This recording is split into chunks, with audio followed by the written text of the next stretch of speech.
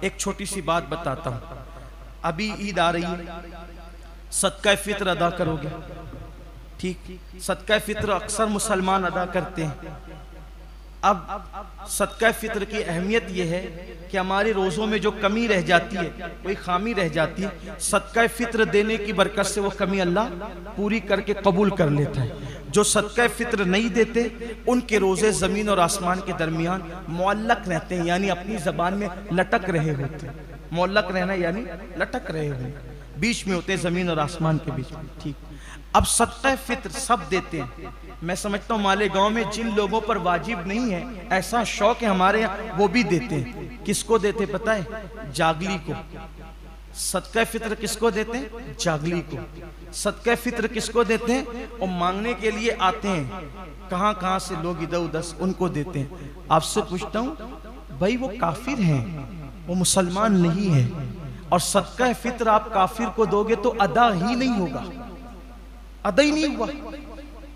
اور جب صدقہ فطر ادا نہیں ہوا, دیا تو آپ نے, خرچہ تو ہو گیا, مال تو گیا, گیہوں تو گئے, اناج تو گیا, پیسے تو گئے, لیکن آپ کو مسئلہ معلوم نہیں تھا, جاگلی کو دے دیا نا. اور نہیں مولانا, میں عورتیں تو کہتے ہیں نہیں مولانا وہ تو مہینے بھر جگانے کے لیے آتا رہا. ارے اللہ کی بندی, وہ مسلمان نہیں ہے. صدقہ فطر مسلمان کو دیا جاتا ہے, غیر مسلم کو دو گے تو ادا ہی نہیں ہوگا.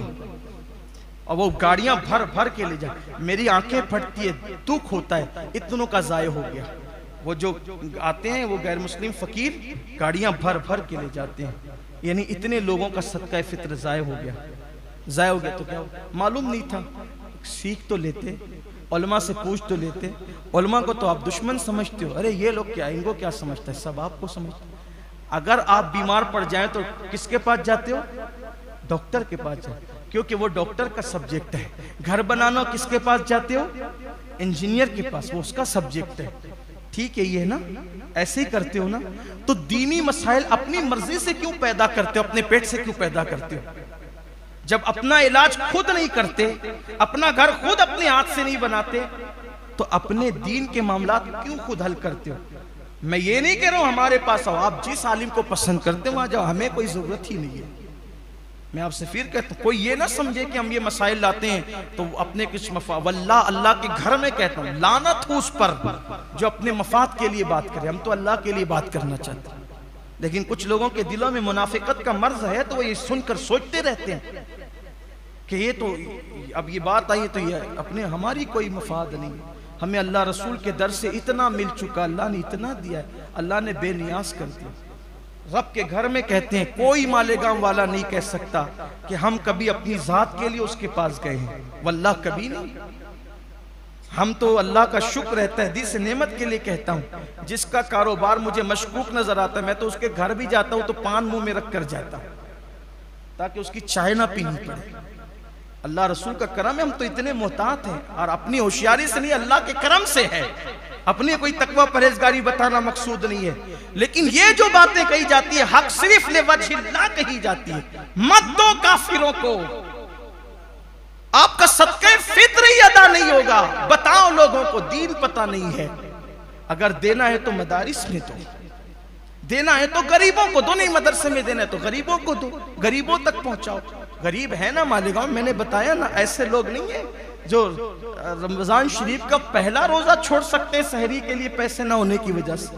اللہ ہمیں اس بارے میں پوچھے گا. دین سیکھ لو جتنا سیکھ سکتے ہو, علماء سے رشتہ بناؤ, مبلغین سے رابطہ بناؤ, دین سیکھ لو. اور اپنے اندر اگر دیکھو آپ کے بچے جینس پہنے, ٹی شرٹ پہنے, مجھے اس پہ کوئی اعتراض نہیں, لیکن میں یہ چاہتا ہوں جینس اور ٹی شرٹ اوپر سے پہنا ہوا ہو, لیکن اندر سے مذہب و مسلک کی معلومات اس کو اتنی مضبوط ہو کہ جب اس کو کوئی چھیڑ دے وہ لوگوں کا منہ بند کر دے. اتنا علم ہونا چاہیے. کپڑے ہمارے یہاں اہمیت نہیں رکھتے, کرتا پاجامہ تو پہن لیا لمبا چوڑا سا, نہ کچھ آئے نہ جائے, نہ وضو کا طریقہ نہ نماز. کپڑوں کی ہمارے یہاں اہمیت نہیں ہے. میں اسلامی شعار کا انکار نہیں کر رہا ہوں, صرف آپ کو یہ پیغام دینا چاہتا ہوں. ہم نے سمجھ لیا کہ کپڑے ہی سب کچھ ہے, نہیں, کپڑوں کی اہمیت نہیں ہے. اگر آپ جینس اور ٹی شرٹ میں بھی ہیں اور آپ کا دل اللہ کی خشیت کا گنجن ہے تو قرآن کہتا ہے وَلِبَاسُ التَّقْوَىٰ ذَلِكَ خَيْرٌ، لمبے جبے کے اندر اگر گندگی چھپی ہے تو اس سے بہتر وہ ٹی شرٹ اور پینٹ پہننے والا ہے جب وہ گناہ کرنے جاتا ہے تو دل میں خیال آتا ہے میرا اللہ مجھے دیکھ رہا ہے، وہ جبے والوں سے میری نظر میں بہتر ہے۔ ہمارے یہاں لباس کی اہمیت نہیں ہے، ہمارے یہاں تو دل کے تقوی کی اہمیت ہے۔ اپنی معلومات میں اضافہ کرو، اپنے آپ کو بدلو، اللہ ہم سب کو توفیق بخشے، اور اللہ سے دعا کرو اللہ پورے عالم اسلام میں انقلاب پیدا کرے، اور خاص طور پر اس مبارک دن میں اللہ بیت القدس کو جلد سے جلد ظالم یہودیوں کے پنجے سے، ان کے مکر سے، ان کے فریب سے نجات عطا فرمائے، اور پوری دنیا میں اسلام اور مسلمین کا اللہ غلبہ عطا فرمائے، اور اللہ ہم سب کو پوری امت کو وحدت کے ساتھ صحابہ اور اہل بیت کے عقائد پر اتحاد و اتفاق کے ساتھ زندگی گزارنے کی توفیق عطا فرمائے۔